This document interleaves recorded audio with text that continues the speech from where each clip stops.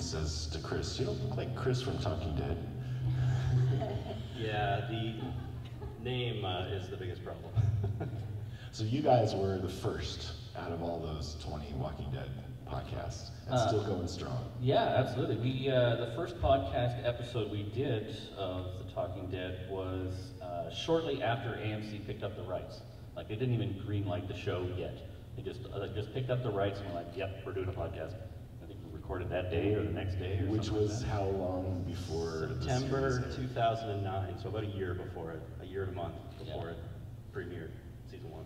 And what were you going to do if they just never had a TV show? We'd just do it for a while and then, I don't know, move on to something else maybe, but... it would have gone just the way that our other podcast did, which is absolutely nowhere. That's right. No, we're no stranger to that. So you guys had some non-Walking Dead podcasts before? Sort of. I mean, we screwed around with podcasting for a few years, just pop culture type stuff, talking about movies and things like that. And I don't know if anyone ever listened, but it was fun, and it was practice, and, you know, it was a learning experience, too, to get in front of a microphone and be able to talk and stuff like that. So I don't think anyone listened, but it was fun at the time. Actually, our first podcast was a video podcast. I'll talk about that. God. We built a to-scale trebuchet, and we bought a kit, and we decided to... It's like a catapult. Yeah, it's like a catapult, and we decided to video it and then put it out in 6 episodes. You can actually, it's still on YouTube. You can check it out. 2 guys hurling. Which one of you got hurled? Neither, because it was only this big. Oh. Okay, great. Now I want to move on to these guys. So we have Jim and Aaron over here from Watching Dead. And last year I would have said that... Hi. And Eric. Welcome to the Hi, panel. everyone. Can you do an impression of James? Hey. So I was just introducing Jim and Aaron here of Watching Dead. Last year I would have said that your particular flavor was just being ruthlessly harsh. I would say our flavor was coconut. And then we have Eric. No, I'm just kidding. No, I mean, that's, you know, everybody, because it was kind of brutal for us the last half of last season because we were unhappy with a lot of the episodes, and you get the whole, like, why are you even doing a podcast if you hate The Walking Dead? And it's like, well, clearly you love The Walking Dead, or we wouldn't be doing a podcast on it. We just kind of disappointed in this direction.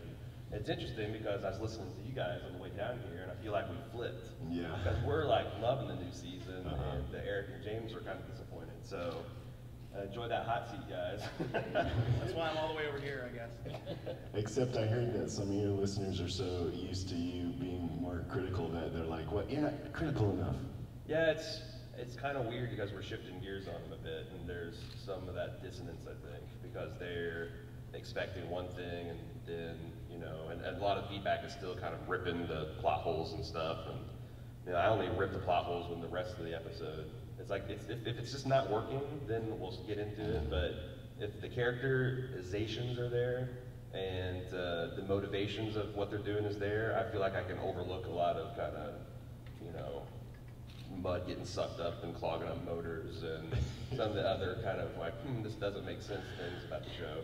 Yeah, I just want to say I think you guys are really smart. I listen to you guys all the time, and you're really funny, and I totally enjoy your show. Yeah. Well, thank you. I wanted to ask you something else too. Another thing that's particular to you among all of us is you guys actually have a podcast network. You have a few different shows under your banner, some of which you do, some of which you don't. Can you talk a little bit about that? What it's like, how it came together, what it's about? Yeah, so like Chris and Jason there, we started with kind of general podcast as well. That's a really bad racket. That doesn't go anywhere.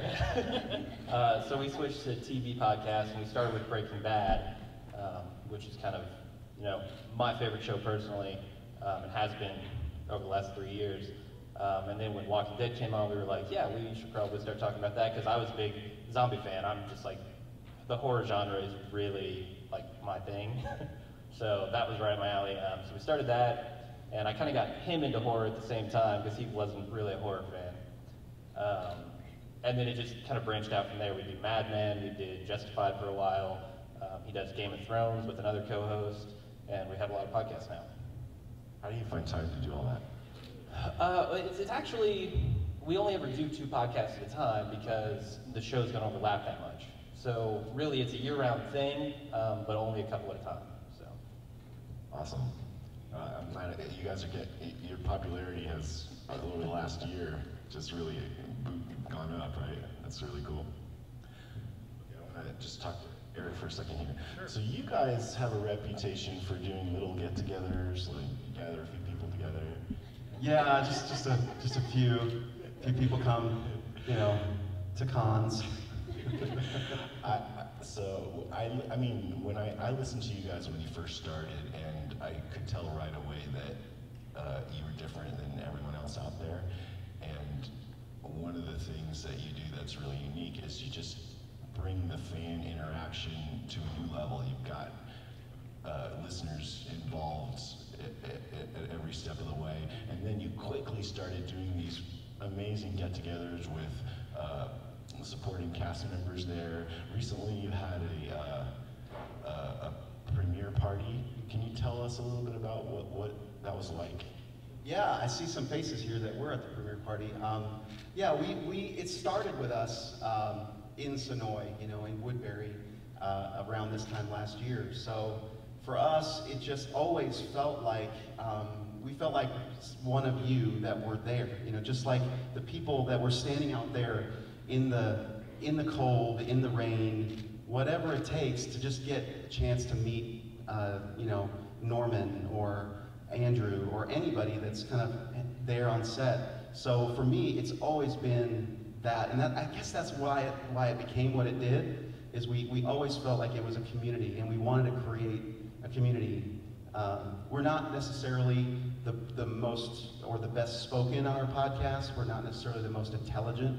We're just 2 goofballs that are neighbors, and we are big fans of the show. And yes, we try to be positive. We really do. And I think some of the planning for the con has made me be a little bit distracted. And so we're going to get back to our positive ways next week. Are you like marking? What? You're not being positive.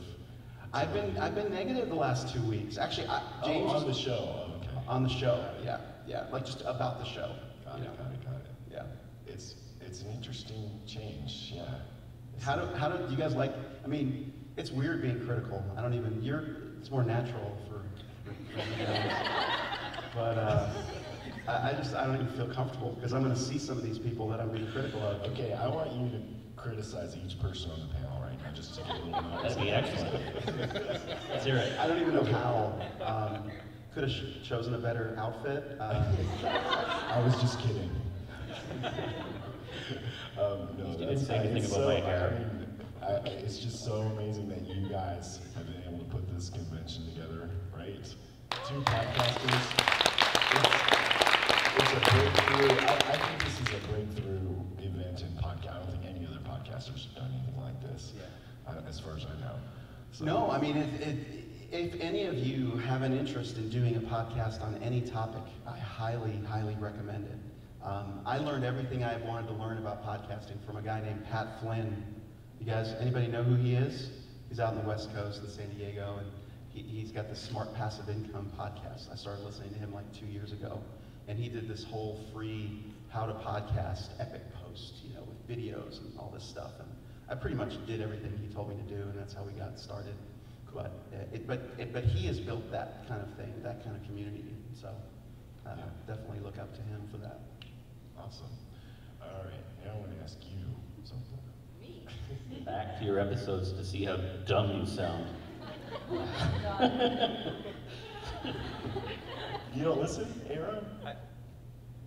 So I usually listen that week, like the next day, for kind of quality control, to make sure that like the pod, you know, for the MP3 properly made it there and it doesn't cut out like 30 minutes into it, or there's not like some going on.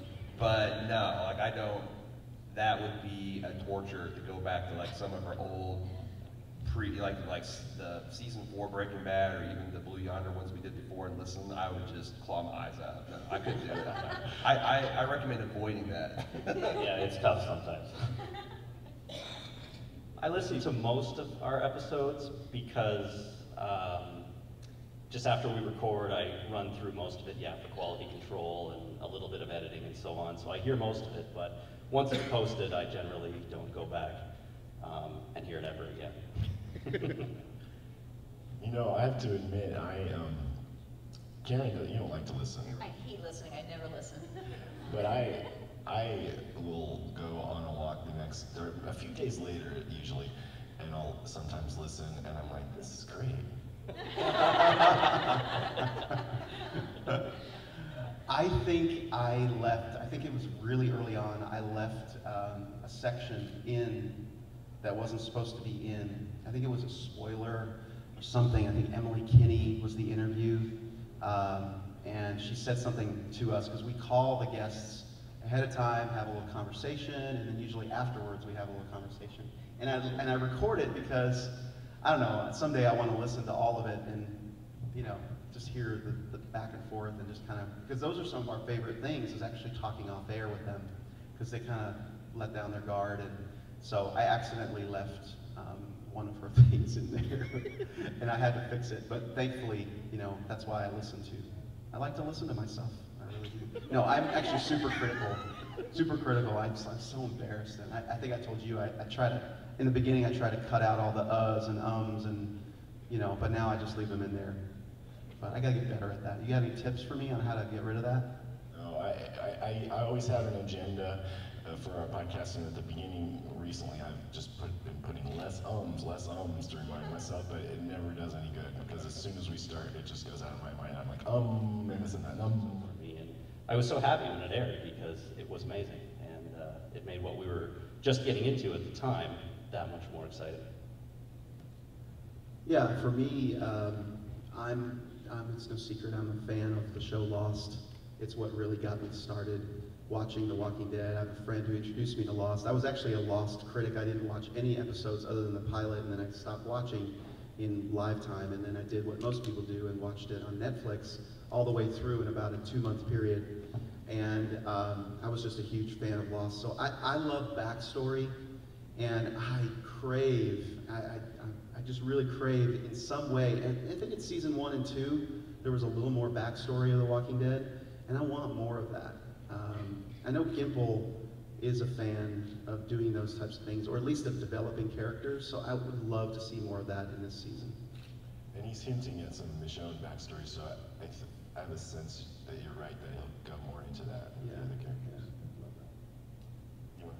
Yeah, but I'm a big Lost fan too, and I'm with you. I would love to see the backstories. I mean, that's one of the things about any show is, in order to keep the fans with you, you have to make them care about the characters. You have to make them love the characters.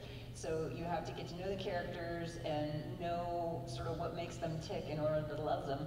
And so I'm hoping for backstories too. Did anybody on the panel not watch Lost? I failed at season 2. I was like, I saw this as X-Files 2.0, and I'm like, nope. Turns out you're right. You were right. Lost was also one of the things that got me into it. I was listening to Jay and Jack a lot, their podcast. It's good stuff. Yes. For me, The Walking Dead could be way better with more Lauren Cohan. That's all I'm saying. Yeah, thank you for bringing up a Walking Dead question. I think it's cool for us actually to talk about that. I didn't even consider that, but it's a great idea. Let me just quickly answer this, because I'm young. So the season 3 finale, amazing. No, I'm just kidding. I really love the pilot and Clear. I think those are my 2 favorite episodes, but just kind of broadly, in a vague way, I want Walking Dead to be as good as Breaking Bad and Mad Men, but with zombies. I don't know how to do that, but if it was like that, I would love it. And I think it has approached that sometimes. And I'm absolutely loving this season, actually. I think the episodes are really well balanced and tense, but with character moments that don't feel soap opera-ish like I thought season 2 did.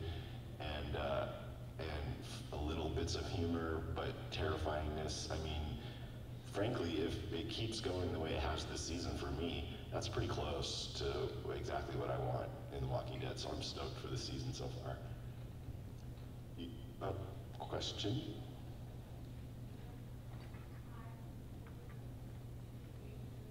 Can we switch to the questioner mic?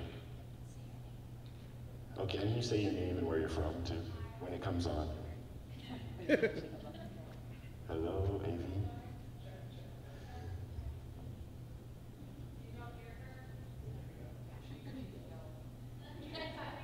Yeah, We can hear you. I can hear you.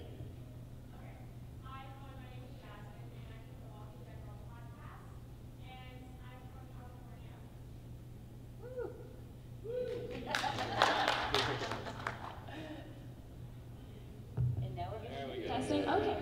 There you go. Yeah, I'm Jasmine from the Walking Dead Girl podcast, and my question is for the whole panel up there, and it's about the show. Who do you predict this season is going to die, either by infection or by being bitten? Herschel. It better not be Glenn. I think Herschel. Yeah. Herschel for sure. I'm not saying I want it to be Herschel, I just have a bad feeling. Yeah, I'm probably with you on Herschel. I also think Sasha might get it. Yeah, unfortunately, I like her, but she's sick. She's real sick. When I saw Sasha was sick, I thought, oh, it looked like they were going to make her a major character, but, you know, maybe not. And then I saw that Glenn was sick, and I'm like, oh, they're just going to cure everybody. That's what I thought, you know.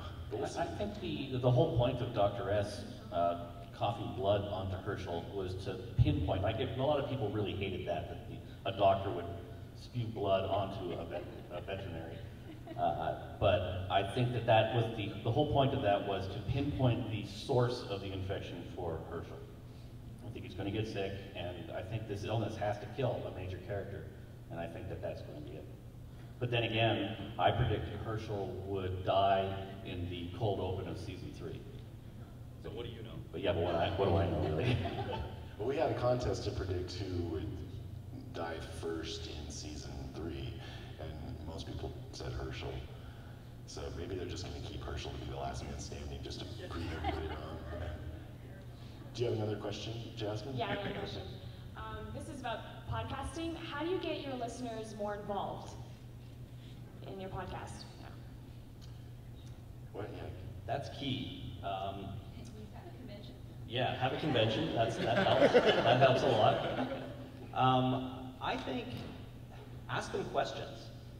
You know, we sit and we talk to each other when we do the podcast, and you know, and to a certain degree, we're talking to the audience too.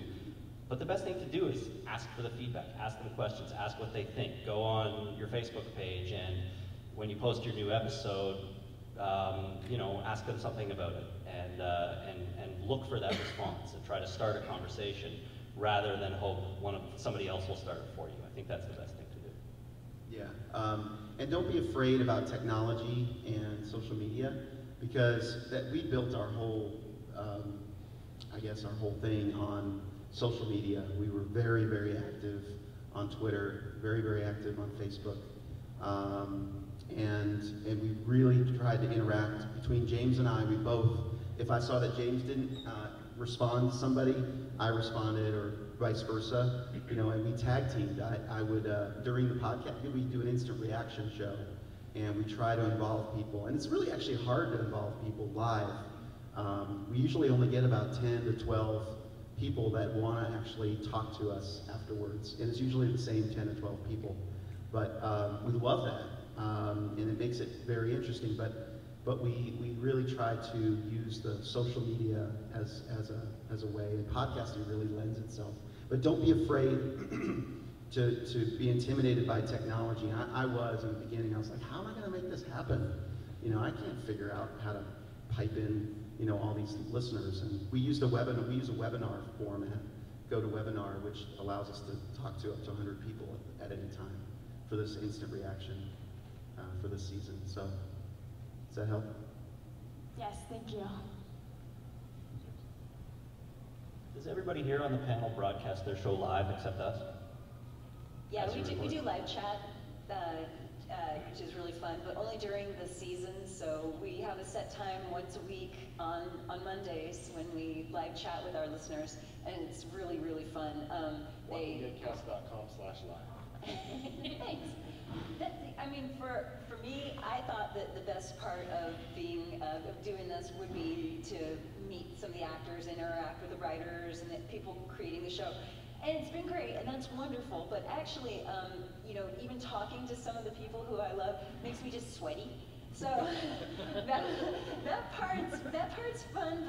But the really great part of this whole podcasting deal for me has been the friends that we've made of our listeners, and that's right. I'm looking at you, girls, right over there, and the Mr. Blog and Mrs. Blog, and Who isn't here? Evidently, he doesn't really like me that much. It's their anniversary. Yay, Blog family. So that to me is the best part. So just befriending our listeners and people.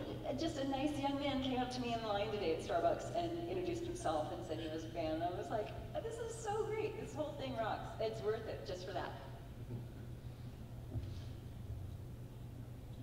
Question over there. Yeah, I had a question kind of about doing the podcast. Do you feel like that makes you kind of harder to be more of a fan, like because you have the podcast? Are you seeing it from so many angles and thinking about it so much, or is it kind of just the next progression of being such a big fan of something? Or do you feel like it takes away from just enjoying enjoying the show as a fan? I definitely do. But I really try.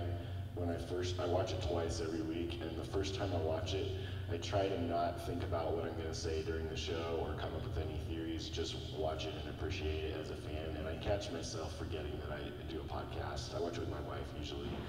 So, you know, I really want to have that just pure fan experience the first time. And then the second time I watch it, it takes me like 2.5 hours because I'm pausing to take notes and stuff like that. And then it's a totally different experience that I feel like I'm explicating a poem or something. It just takes the charge right out of it to a degree. Not totally, but yeah. Yeah, the interesting thing about doing a live podcast right after the show is that you don't really get that first viewing. So yeah, it kind of is difficult to just view it as a fan there because you need to kind of take mental notes, even if you're not writing things down, because you've got half-hour podcast to do right after that. So that's been the weirdest change, I guess, as far as like being a podcaster this season. We just started a live cast, so that makes it a little more difficult. I might be unique in that I can watch it as a fan, and I do watch it as a fan. I actually tend to shield myself from all information, all outside influences. Chris does a wonderful job of doing all the show notes and tracking all the emails and all the listener feedback and all that kind of stuff. I watch the show, I don't take any notes. I watch it once, sometimes twice, and then I show up and Chris and I just talk about it. Like, Chris does all the work, don't get me wrong. And I'm unique in that I can watch it as a fan, and I just show up and I have my own opinions. I don't listen or I don't watch any information about the show before I do the episode. After we do the episode, then I'm all in. But I put the blinders on before. Yeah, sometime about the middle way through of podcasting, I started taking notes during my first watch, and it did destroy it as a fan experience because it's just, if you're trying to note and make notes of dialogue, even if they're brief, it's you're now studying the episode, you're not just watching it. So I stopped all that, and now my second and third watch is when I take notes, and I haven't found that the instant casts have hurt my appreciation for it, because if the episode's good, almost all of the shows we cover, episodes are always at least above average. There's at least 15 to 20 minutes of stuff I can talk about. What I do find sometimes hurts it is if I'm like really liking an episode and I'm following along on Facebook and Twitter and I see people are not, and I'm like, am I an idiot? Or if I'm hating on an episode and people are like, oh, that was amazing, again, I'm thinking, am I an idiot? And that sometimes takes me out of it, but that doesn't happen. That happens like maybe once or twice a season, so it's not a big deal. Yeah, we're talking about, James, we've gotten a couple of people that said, I liked it before. I mean, I like the instant reaction that we get with you, but I'd rather you almost don't even put it on like the podcast, or put it in like a later section. So I'm a little confused because some people seem to like the way we did it before, which was we just kind of did our instant reaction. We didn't really record it, but we just had kind of like a Google Hangout before. And then on Thursday was when we would have our big podcast. We just include our interview with our guest, and we'd have a chance to watch it a couple times, and we'd have be a little more critical of it. And then we do our regular other stuff too. So I don't know. I'm not sure what we're going to do in the future, but if we do listen to our listeners, like probably more than a lot of people might, but we don't want to, be a bad podcast either. We want it to be good for everybody. You're good for me. And one quick thing to answer your question about, like, does podcasting sort of take it to the next level of being a fan of the show? I was, just like Eric, I was a big Lost fan, and like I said, and I discovered podcasts actually because of Lost, and this podcast, Jay and Jack, and actually Jason turned me onto them, and so I would watch an episode of Lost, and then I would download the podcast of Jay and Jack, and they'd break it down, analyze it, and discuss theories, and nobody else that I knew except him was into Lost. So I loved it was like being in a room with my best buddies and having them talk about it, and I loved it. I became kind of addicted to Jay and Jack. I just liked their analysis so much. So I think it takes being a fan of the show to even just listening to podcasts takes it to the next level of being a fan, I think. And then we got to interview Jay and Jack a few months, 6 months ago, and I was more nervous talking to them than I was like with Andrew Lincoln for some reason. I don't know why, but it was fun. Thank you. Thanks. Thanks. Next. Hi, my name's Glenda Watkins. I'm from Wichita, Kansas, and I have a question for Karen first. Peony thought maybe I should ask you this, and I call her the Lisa Lane look-alike because I think she looks like Lisa Lane. But more beautiful. She does. My question is, do you like boxers or briefs? That's for Karen? Well, yeah, is that for me? I'm more of a bikini girl, but these fine gentlemen, I'm sure they must have preferences. But I imagine in the apocalypse, you're probably all going commando. And then I do have a real question. Can each one of you tell me which is your favorite character? I'm not gonna lie, Glenn, but it might be a tie between Glenn and Michonne. I don't know anymore. I liked Glenn a lot, but he's too serious now. I liked him when he was awkward. So, it's probably Rick. I actually really like Herschel a lot. I think he's one of the stronger actual characters in the show, and I appreciate his motivations a lot. I'm not afraid to be cliche, Carol. I'm going to go with Carol right now. I think Carol's character is becoming stronger and stronger, and I think she's going to take on the Andrea role from the comic, personally. Except she's a killer. Right. Maybe. I like Lizzie. She's got a lot of depth to her. No, my favorite is Carol. We're rewatching the episodes with my boys right now, and she was really lame the first 2 seasons, I thought, but she came into her own season 3, and I really do love her. So I hope she didn't really kill those Karen and David, too badly. I hope they were dead already or something, and burned them when they were dead, because that disappoints me. Rick, maybe. I think Rick. He's been through so much. He's a good character. I think, looking forward though, Bob. I think Stookie might have there might be a lot of interesting storytelling around Bob Stookie. We'll find out. Pete Elani. Hi there.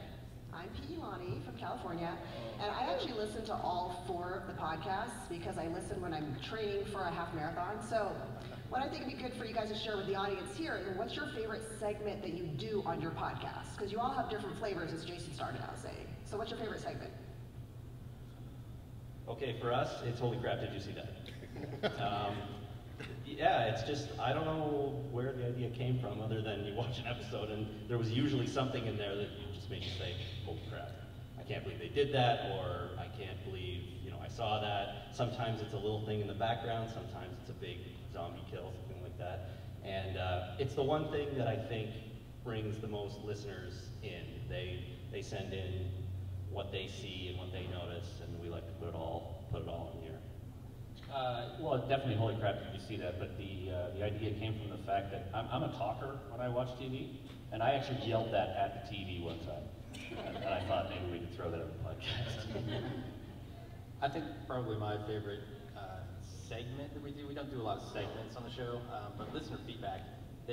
Our listeners are so smart, they often show me things about the show that I totally miss. So getting their feedback is vital to my understanding of the show. Plus you get to sit back and let me do all the talking. I really enjoy when we get to do our skits, because we have a lot of fun doing the voices. We started doing our own special effects and zombie noises. We always have a lot of fun doing that, so that's my favorite.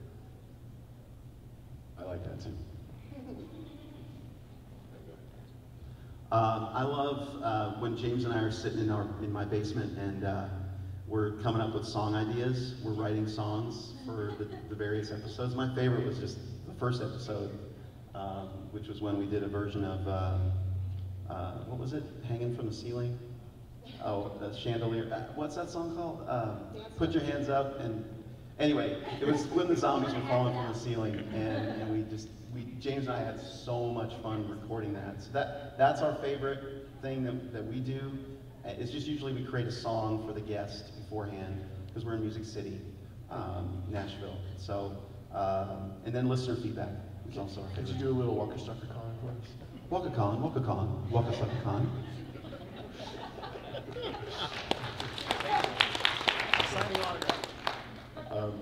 Mine is the Deadcast Top 5. I just really love talking about the show, and also in the off season when we change it over to just talk about silly top 5 best ways to kill a zombie or things that creep us out the most. I don't know, I love getting into it.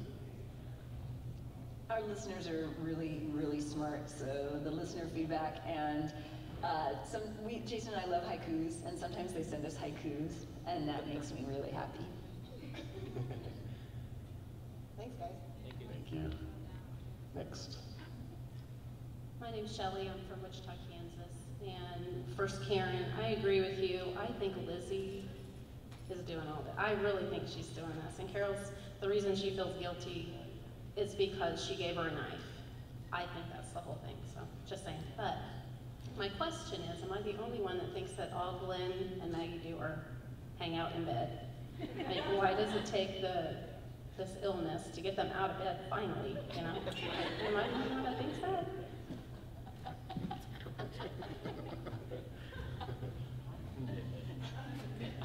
No one knows how to answer that. They sure do hang around in that tower a lot, that's for sure. They don't have cable TV or the internet. What else are they supposed to do? It's like living in Alaska. Maybe clear zombies from the fence more than 5 minutes at a time? Yeah.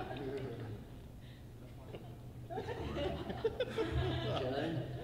No comment.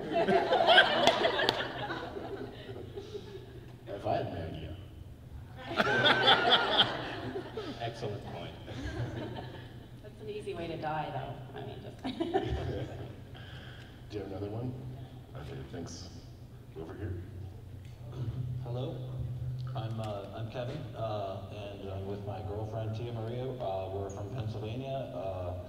Starting our own podcast. We're kind of the middle of the season type of people, so we'll be up and running sometime soon, I hope. I just want to say, when I got off the elevator yesterday and saw Scott Herschel standing in front of me, that I had to look down to make sure that he had 2 real legs, and the only thing I could say to him was, Herschel, you're standing on your own 2 feet. So I hope to God that Herschel doesn't go. I have to make a comment that I think what happened in the editing room was when the doctor spit out on him, it was actually, he was saying, that's not elderberry tea, Herschel, is it? And they kind of overlapped that. Podcasts, I'm starting to see after the Talking Bad, the Talking Dead, that clearly the stations are catching on to the fact that people are loving talking about television now. Clearly that's coming from seeing the onset of podcasts everywhere that are starting to happen. We all know that television is getting far better than cinema is because character development over a season, you can't do that in a 2.5, 3 hour film. So people are loving, gotta throw that word in when you can, loving being able to sit around and talk about these great shows and this great character development. So as the forefront for podcasters that are up here, I'm curious where you guys think that this is all going in the future. As far as this is, I fully believe what's exciting to me as a potential podcaster for the future is that this is the ground level of something totally new in television. Interactive, people love talking about it, so I'm just curious to throw it out there, where you all feel like, where you're sitting right now, where is this gonna go? Thanks. I just want to mention that we are coming up on time here, so we probably have time after this for one more question, and that's probably going to be it.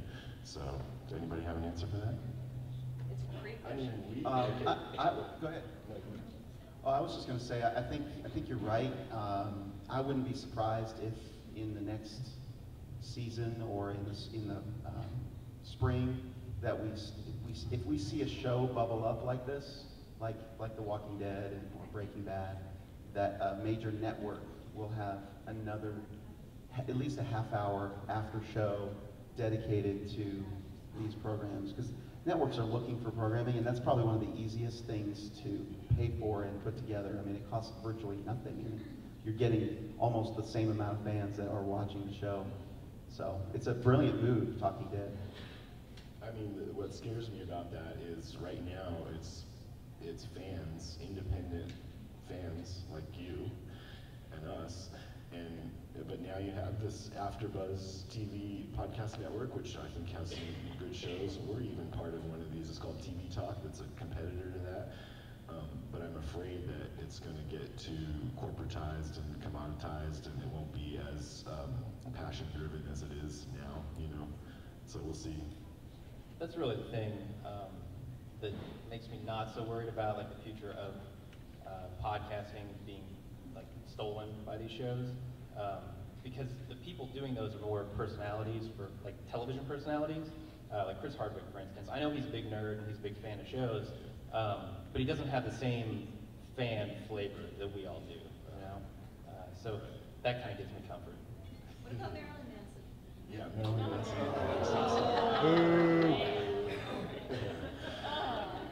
Okay, great question. Can we have one more question here? Hi, I'm Anna. I'm a lawyer here in Atlanta. I actually work right across the street, so it's very convenient for me. I remember reading once an interview with Robert Kirkham as to why he decided to write the comics, and one thing he said about the zombie genre is that a lot of the movies always capture the outbreak, and then I guess the weeks after when you see civilization ending, and he really wanted to explore what happens afterwards and like the rebuilding process. But I feel, at least my opinion of season 4 is that zombie genre has like a finite storyline, I guess, and I feel like at some point the novelty of zombies just kind of wears off. I was just wondering here, it sounds like y'all have different opinions as to how season 4 is right now, so I just want to hear like those who like it, why you like it, and those who dislike it, why. As far as its longevity, I think that any series has a clock on it. I don't know how long this clock is going to be.